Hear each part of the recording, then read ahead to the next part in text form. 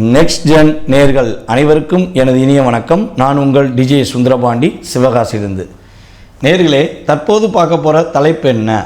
இந்த 2025 வீடியோ பார்த்திங்கன்னா யூடியூப்பில் அதிகமாக பிரபலம் ஆகிட்டே இருக்குது. ஒவ்வொரு வீடியோவாக பிரபலமாகிட்டு இருக்குது. அது நம்ம பார்த்திங்கன்னா பட்டையை கிளப்பிக்கிட்டு இருக்கோம். அப்படிங்கிற மாதிரி கிரகங்களுடைய செயல்பாடுகள் ரொம்ப சூப்பராக போயிருக்கு. ஒரு பக்கம் சனி பயிற்சி இப்போ தான் முடிஞ்சிருக்கு, அடுத்து குரு பயிற்சி இப்போ முடியுது.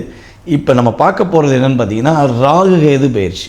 இந்த 2025 மிகப்பெரிய 3 கிரகங்கள் பயிற்சி ஆகுது. இதில் 2 கிரகங்கள் பயிற்சி ஆயிடுச்சு. குரு பயிற்சி, ராகு கேது பயிற்சிக்கு முன்னாடி பயிற்சி ஆகிறதுனால நம்ம என்ன சொல்கிறோம், 2 கிரகங்கள் பயிற்சி ஆயிடுச்சு. ஸோ இந்த ராகு கேது பயிற்சி மனிதனுடைய ஒரு வாழ்க்கையை ராகு பகவானும் கேது பகவானும் மிகப்பெரிய மாற்றத்தை ஏற்படுத்தக்கூடிய ஜாமுவான்களாக இருக்கிறார்கள். இயற்கையாகவே ஒரு மனுஷன் ரொம்ப நல்லவனாக இருக்கிறதும், ஒரு மனிதன் மிகப்பெரிய ஒரு உயர்ந்த நிலைக்கு போகிறதும், அதே போல் ஆன்மீக ரீதியான செயல்பாடுகளுக்கு போகிறதுக்கும் மிகப்பெரிய வலிமை கொண்ட தன்மை கொண்ட கிரகம் யாருன்னு பார்த்திங்கன்னா இந்த ராகு பகவானும் கேது பகவான் தான். அவங்களுக்கு அந்தளவுக்கு ஒரு மிகப்பெரிய வலிமை இருக்குது. சரி, இப்படிப்பட்ட வலிமை கொண்ட கிரகங்களான ராகு கேது இவங்க 2 எப்போ இடமாற்றம் அடைகிறாங்க அப்படின்னு பார்க்கும்போது, மே மாதம் 2025 மே மாதம் 18ஆம் தேதி ராகு பகவான் மீனத்திலிருந்து கும்பராசிக்கும், கேது பகவான் கன்னி ராசியிலிருந்து சிம்ம ராசிக்கும் பயிற்சியாகி மாறுறாங்க. நம்மளுடைய கிரகங்கள் என்று சொல்லக்கூடிய 7 கிரகங்கள் பார்த்திங்கன்னா எப்போயுமே என்ன பண்ணுவாங்கன்னா கிளாக் வைஸில் சுற்றுவாங்க. இந்த நிழல் கிரகங்கள் என்று கருதப்படுகின்ற ராகுவும் கேதுவும் இவங்க 2 பேரும் பார்த்திங்கன்னா எப்போயுமே ஆன்டி கிளாக் வைஸில் சுற்றியே பழகிட்டாங்க. ரிவர்ஸில் தான் போவாங்க. ஸோ அதே போல் தான் ஒரு மனிதனுடைய வாழ்க்கையை ரிவர்ஸில் கொண்டு போகணுன்னா நம்ம ராகுவோட ஆதிக்கம் கேதுவோட ஆதிக்கம் உறுதியாக வேண்டும். அந்தளவுக்கு இவங்களுக்கு வலிமை உண்டு. சரி, இவங்க இந்த இடமுட்டு இடம் மாறுறதுனால உலகியல் ரீதியாக என்ன மாற்றங்கள் இருக்கும் அப்படின்னு பார்க்கும்போது, ராகு பகவான் பார்த்திங்கன்னா காற்று ராசிக்குள்ளே போகிறார், கும்ப ராசிக்குள்ளே போகிறார். அப்படி போகும்போது பார்த்திங்கன்னா நிறையா விஷ வாயுகள் மூலமாக, அதாவது காற்று மூலமாக நிறைய கிருமிகள் பரவுது, காற்று மூலமாக நெருப்பு அதிகமாக பரவுறது. ஸோ இந்த விஷயங்கள்லாம் பார்த்திங்கன்னா ராகு பகவான் கொடுத்துருவார் உலகியல் ரீதியாக. கேது பகவான் என்ன பண்ணுவார்னா, சூரியன் என்று கருதுகின்ற தலைமை பொறுப்பு கொண்ட சூரிய பகவான் வீட்டுக்குள்ளே கேது பகவான் போகிறனால அரசாங்க நிலைகள் நிறைய மாற்றத்தை சந்திக்கும். அரசியல்வாதிகளுக்கு மிகப்பெரிய ஒரு மாற்றம் ஏற்படும். யாரெல்லாம் அதிகமாக தவறு செய்கிறார்களோ, தன்னுடைய தவறை உணராமல் இன்னும் இருந்து கொண்டிருக்கிறார்களோ அவர்களுக்கெல்லாம் தக்க பாடம், தக்க ஒரு என்ன சொல்கிறேன்னா, நீ செஞ்ச தண்டனைக்கு உனக்கு சரியான பாடம் புகட்டுறேன்னு சொல்லுவாங்க பார்த்திங்களா, அந்த நிலையை இந்த கேது பகவான் கொடுத்துருவார். இது இவங்களுடைய இயல்பான தன்மை, இது பொதுவான பலன்கள். ஓகேவா? ஸோ அதுக்கடுத்து பார்த்திங்கன்னா இந்த ராகு எப்போ அதிகமாக ஆக்டிவேட் ஆவார், ராகு எப்போ அதிகமாக ஆக்டிவேட் ஆவார்னா அமாவாசை சம்மந்தப்பட்ட நாட்களில் ராகுவோட ஆதிக்கம் அதிகமாக இருக்கும். அப்போ தான் ராகு இந்த மாந்திரிகம் பண்ணுறாங்க. ஸோ அதே போல் பார்த்திங்கன்னா தன்னுடைய பித்ருகளுக்கு தர்ப்பணம் பண்ணுறது, இந்த விஷயங்கள்லாம் மெயினாக ஒரு இருட்டு அப்படின்னா அந்த ராகுவோட ஆதிக்கம் உள்ளே இருக்குதுன்னு அர்த்தம். ஓகேவா? கேதுங்கிற ஒரு எப்போ இயங்குவார் பார்த்திங்கன்னா அமாவாசை முடிஞ்சு பௌர்ணமி வரும் பார்த்திங்களா, அப்போ கேது இயங்குவார். ராகு அமாவாசையும் கேது பௌர்ணமி, நிலா அப்படியே ஒளிவட்டமாக இருக்குது பார்த்திங்களா, அந்த இயக்கம் ஆன்மீகக்கான பயணம் அப்படின்னாலே அது யாருன்னா கேது. அதே போல் பார்த்திங்கன்னா ராகுங்கிறவர் என்னென்னா போகக்காரகன், ஆசைகளை தூண்டி விடுவார். இதுதான் இவங்க 2 பேருடைய செயல்பாடு. ஸோ இப்போ இவங்க 2 பேரும் இடமாற்றம் அடைவதனால உங்களுடைய வாழ்க்கையில் என்னென்ன மாற்றங்கள் ஏற்பட போகுது, என்னென்ன முன்னேற்றங்கள் ஏற்பட போகுது என்பதை பற்றி நம்ம பார்ப்போம். வாங்க உங்களுடைய ராசிக்கான பலன்களை. மேச ராசி நேயர்களுக்கு ராகு கேது பயிற்சினால் ஏற்பட போகின்ற மாற்றங்கள் என்ன? மேச ராசிக்காரங்க பார்த்திங்கன்னா நீங்கள் எப்பயுமே எந்த விஷயம் செய்திருந்தாலும் தன்னுடைய தனித்தன்மையை வெளிப்படுத்த வேண்டும், உங்களுடைய திறமையை வெளிப்படுத்த வேண்டும் என்பதற்காக பல முயற்சிகள் எடுப்பீங்க. சும்மா சர்வசாதாரணமாக மற்றவங்கள மாதிரிலாம் நீங்களும் அப்படியே சகஜமாக போகக்கூடிய ஆள் கிடையாது. உங்களுக்குன்னு ஒரு அங்கீகாரம் வேணும், உங்களுக்குன்னு ஒரு செயல்பாடு இருக்குங்கிறத நீங்கள் எப்போவுமே ஒரு மனசுக்குள்ள ஒரு எண்ணத்தோடு தான் செயல்படுவீங்க.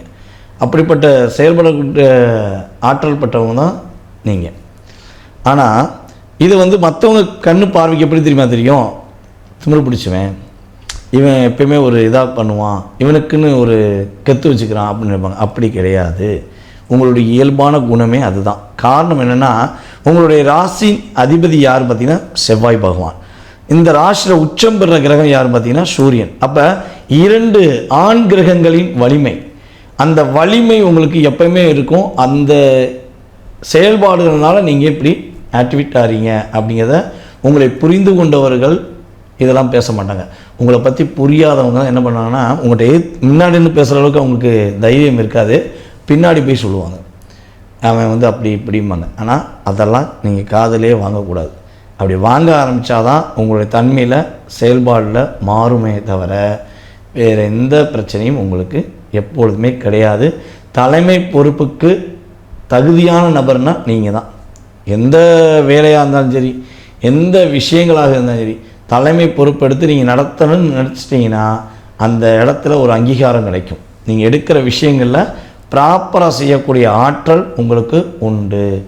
மற்றவர்களை வழிநடத்தி போகிறதுலையுமே உங்களுக்கு இயல்பாகவே அந்த குணாதிசயம் சூப்பராக இருக்கும். ஆனால் என்னென்னா, நீங்கள் எவ்வளோ தூரம் வழிநடத்தி போகிறீங்கிறத ஒரு விஷயமாக வச்சுக்கிட்டாலும் பாசங்கிற விஷயத்தில் போய் லாக் ஆகிட்டிங்கன்னா தான் நீங்கள் ரொம்ப டிஸ்டர்ப் ஆகிடுவீங்க. உண்மையாக பாசம் வச்சுட்டு உங்களை ஏமாற்றிட்டாங்கன்னா நீங்களும் டிஸ்டர்ப் ஆவீங்க, ரொம்ப லாக் ஆவீங்க. ஸோ உங்களுடைய ஆப்போசிட் பார்ட்டியும் கட்டாயமாக அதற்கான பதிலடி கொடுக்கணுங்கிறக்கான முயற்சிகளை எடுக்க தான் நீங்கள் செய்வீங்க. அப்படிங்கிறது உங்களுடைய இயல்பான குணாதிசயம். ஸோ அந்த பாசங்கிற விஷயத்தில் கொஞ்சம் கவனமாக இருந்து செயல்படுத்துங்க. உங்களுடைய வாழ்க்கை ரொம்ப ரொம்ப சூப்பராக இருக்கும். ஸோ இந்த ராகு கேது பயிற்சி உங்களுக்கு என்னென்ன மாற்றத்தை கொடுக்க போகுது நம்மளுடைய மேச ராசிக்காரர்களுக்கு அப்படின்னு சொல்லி பார்க்கும்போது, ராகு பகவான் உங்களுடைய ராசிக்கு 12ஆம் இடத்துலேருந்து இப்போ 11ஆம் இடத்துக்கு போக போகிறார். இந்த கேது பகவான் வந்து பார்த்திங்கன்னா உங்களுடைய ராசிக்கு 6ஆம் இடத்துல அமர்ந்த கேது உங்களுடைய ராசிக்கு 5ஆம் இடத்துக்கு செல்கிறார். ஸோ அவங்க 2 பேரும் இப்படி ஆண்டி கிளாக் வைஸில் மாறுறதுனால நம்மளுடைய மேச ராசி அன்பர்களாகிய உங்களுக்கு என்னென்ன மாற்றங்கள் ஏற்பட போகுது அப்படின்னா, ஃபஸ்ட்டு ஒரு விஷயம், நிம்மதியான தூக்கம் அப்படிங்கிறது பர்ஃபெக்டாக இருக்கும். போராடி போராடி பார்த்தேன், போராட்டத்துக்கு முடிவு தெரியல அப்படின்னு சொல்லுவாங்க பார்த்தீங்களா, அந்த போராட்டத்துக்கு ஒரு சரியான ஒரு இயக்கம் உருவாகும், சரியான பாதை கிடைக்கும்.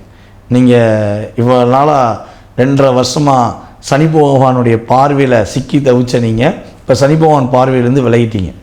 ஸோ ஸ்டாண்டர்டான ஒரு ஆப்ஷன் இப்போ தான் எனக்கு ஒரு நிதானமான தன்மை இருக்குது அப்படிங்கிறத சனி பகவான் உங்கள் செயல்பாடிலும் ஒரு மாற்றத்தை கொடுத்தாரு. ஸோ அதே நிலையிலேருந்து இப்போ ராகு 12ஆம் இடத்துலேருந்து தேவையில்லாத விரய செலவுகள், ஒரு மன அழுத்தங்களை கொடுத்துக்கிட்டு இருந்த ராகு பகவான் உங்கள் ராசிக்கு 11ஆம் இடத்துக்கு போகிறது ஒரு மிகப்பெரிய ஒரு பொருளாதாரத்தில் ஒரு மாற்றத்தை கொடுக்கும். பொருளாதார தடைகள் எல்லாமே விலகி, ஏன்னா குருவுமே உங்கள் ராசிக்கு 2ல் அமர்ந்தவர் 3க்கு போயிட்டார். ஸோ இந்த ராகு கேது பயிற்சியானது உங்களுடைய மனம் என்ன நினைச்சதோ அந்த நினைச்ச விஷயத்தை வெற்றி கொடுப்பதற்கான ஆற்றலை ராகு பகவான் கொடுக்க போகிறார். அதே போல் வந்து பார்த்திங்கன்னா பெண் குழந்தை பாக்கியம் கிடைக்கும். இந்த பெண் குழந்தை பாக்கியம் எதன் மூலமாக கிடைக்கும்னா, கேது 5ஆம் இடத்துக்கு உள்ளே வராது பார்த்தீங்களா. எப்பவுமே கேது 5ல் அமர்ந்திருந்தால் பெண் குழந்தை பாக்கியம் உறுதியாக உண்டு அப்படிங்கிறத சொல்கிறோம். அல்லது எனக்கு குழந்தைலாம் ஒரு லெவலுக்கு வந்துட்டாங்க ஐயா, எனக்கு எப்படி பெண் குழந்தைனா, உங்களுடைய பெண் குழந்தை மூலமாக உங்களுக்கு முன்னேற்றம் உண்டு அப்படின்னு வச்சுக்கலாம். பெண் குழந்தை பாக்கியம் உண்டு. குழந்தை பாக்கியத்துக்காக காத்திருப்பவர்களுக்கு பெண் குழந்தை பிறக்க வாய்ப்பு இருக்குது. அல்லது உங்களுடைய பெண் குழந்தை மூலமாக உங்களுக்கு நல்ல விதமான முன்னேற்றம் உண்டு. உங்களுடைய கடுமையான உழைப்புக்கு இப்போ ஒரு அங்கீகாரம் கிடைக்கும். பதவி மோதல் அப்படிங்கிற விஷயம் இனிமேல் காணாமல் போகும். நீங்கள் நினச்ச விஷயத்தை பர்ஃபெக்டாக செஞ்சு முடிப்பீங்க. ஒரு நல்ல மாற்றத்தை நீங்கள் உறுதியாக அடைய போகிறீங்க அப்படிங்கிற உண்மை. ஸோ இதில் கேது உங்களுடைய ராசிக்கு 6ல் அமர்ந்து அதிகமான கடன் சுமைகளை கொடுத்துருப்பார். கடன், உங்களுக்காக வாங்கின கடன் அல்லது மற்றவர்களுக்காக நீங்கள் வாங்கி கொடுத்த கடன், அந்த கடனை கூட நீங்கள் கட்ட வேண்டிய சூழ்நிலைலாம் உங்களுக்கு கடந்த காலங்களில் வந்திருக்கும். ஸோ அந்த நிலையிலேருந்து நீங்கள் மாற போகிறீங்க. வேலையில் உள்ள அழுத்தத்திலிருந்து வெளியே வர போகிறீங்க. வேலை உங்களுக்கு ஸ்டாண்டர்டான வேலை கிடைக்கும். ஏன்னா நம்மளுடைய மேசராசி அன்பர்கள்லாம் வந்து பார்த்திங்கன்னா மேக்ஸிமம் இந்த 1.5-2 வருஷத்துக்குள்ளே வேலையில் ரொம்ப டிஸ்டர்பன்ஸாக இருந்துச்சு, நான் வேலையை விட்டு இடமா ஆகிட்டேன், ஸோ கொஞ்சம் பரவாயில்ல அப்படிங்கிற சூழ்நிலையெல்லாம் உங்களுக்கு இருந்திருக்கும். ஸோ அந்த நிலை மாறப்போகுது. இது வந்து உங்களுக்கு கேது 5ஆம் இடத்துக்கு சென்றவுடன் வேலையில் உள்ள பிரச்சனை நீங்க போகுது, வேலை நல்ல ஸ்டாண்டர்டான வேலை கிடைக்கும், கடன் சுமைகளை குறைச்சி உங்களுக்கான ஒரு அங்கீகாரத்தை பெறக்கூடிய தன்மை உங்களுக்கு உண்டு. ஸோ நீங்கள் கவனமாக இருக்க வேண்டிய விஷயம் என்னென்னா, கூட்டு தொழில் செய்திடக்கூடாது. மேசராசி என்பர்கள் உறுதியாக கூட்டு தொழில் செய்வதாக இருந்தால் கவனம் அப்படிங்கிற விஷயம். ஏற்கனவே நாங்கள் பார்ட்னர்ஷிப்பில் இருக்கோம், நாங்கள் என்னையா பண்ண முடியும், பார்ட்னர்ஷிப் அதுக்கான கேன்சல் பண்ண முடியுமா அப்படின்னு நினச்சிங்கன்னா பார்ட்னர்ஷிப்பில் கொஞ்சம் முழு கவனம் செலுத்துங்க. முழு கவனம் செலுத்தி நீங்கள் வேலை செய்தீர்கள் என்றால் உங்களுடைய கவனம், உங்களுடைய பார்ட்னருடைய செயல்பாடு, உங்களுடைய தொழிலுக்கான அங்கீகாரம், இந்த ரெண்டையும் நீங்கள் முழுமையாக பாதுகாப்பாக செஞ்சீங்கன்னா பார்ட்னர்ஷிப்பில் மிகப்பெரிய ஏமாற்றத்தை சந்திக்காமல் நீங்கள் சமாளிக்க முடியும். அதுக்கடுத்தபடியாக பார்த்திங்கன்னா தவறான ஒரு கண்ணோட்டத்தில், அதாவது மற்றவங்க சொல்கிறாங்கிறதுக்காண்டி தவறான கண்ணோட்டத்துடைய செயல்பாடுகள் எதுவுமே செஞ்சிடாதீங்க. அரசாங்கத்துக்கு ஆப்போசிட்டாக எதையாச்சும் செய்ய சொல்லி யாராவது தூண்டினாலும் உறுதியாக செய்ய வேண்டாம். ஸோ இந்த விஷயங்கள்லாம் நீங்கள் கரெக்டாக பர்ஃபெக்டாக பண்ணிட்டீங்கன்னா நம்மளுடைய மேசராசி என்பவர்களுக்கு ராகு பகவான் 11 அமர்ந்து பலவிதமான நல்ல முன்னேற்றத்தையும் பொருளாதார விஷயங்களையும் மன மகிழ்ச்சிகளையும் அள்ளித்தர காத்திருக்கார். நீங்கள் கரெக்டான கவனமான விஷயங்களை மட்டும் பர்ஃபெக்டாக பார்த்துக்கோங்க. ஸோ அதேபோல் குழந்தைகளுடைய ஆக்டிவிட்டீஸ் கொஞ்சம் கவனம் செலுத்துங்க. உங்களுடைய குழந்தைகளுடைய செயல்பாடுகளில் என்னென்ன விஷயம் நடக்குது, என்ன பண்ணுது அப்படிங்கிறத கவனம் செலுத்துங்க. அதே போல் ஏதாச்சும் அறிவு சார்ந்த விஷயங்களை யோசிக்கிங்கன்னா கொஞ்சம் நிதானம் அப்படிங்கிறத சொல்கிறேன். ஸோ இதெல்லாம் கரெக்டாக இருந்தீங்கன்னா சூப்பராக இருக்கும். உங்களுடைய வாழ்க்கையில் நல்ல மாற்றம் வரும். இந்த ராகு கேது பகவான் இந்த நிலையில் அமரும்பொழுது நீங்கள் என்ன பரிகாரம் செஞ்சால் உங்களுக்கு மாற்றம் கிடைக்கும் அப்படின்னா, உதவிகளை அதிகமாக செய்யுங்க. என்ன உதவினா, சிறு குழந்தைகள் படிப்புக்காக உதவி செய்யுங்க. சின்ன குழந்தைகளுடைய படிப்புக்காக உதவி செய்யுங்க. உங்களுடைய தாத்தா பாட்டி இருப்பாங்க பார்த்தீங்களா, அவங்களுக்கு இந்த 1.5 வருஷத்தில் குறைஞ்சது ஒரு 2 தடவையாகவும் புதிய ஆடைகள் வாங்கி கொடுக்கறது, அவங்களுக்கு சாப்பாட்டுக்கு உதவி செய்கிறது, இதெல்லாம் அவங்க சின்ன சின்ன மருத்துவ உதவி, இதெல்லாம் நீங்கள் கரெக்டாக பண்ணிங்கன்னா உங்களுடைய வாழ்க்கை சிறப்பாக இருக்கும்.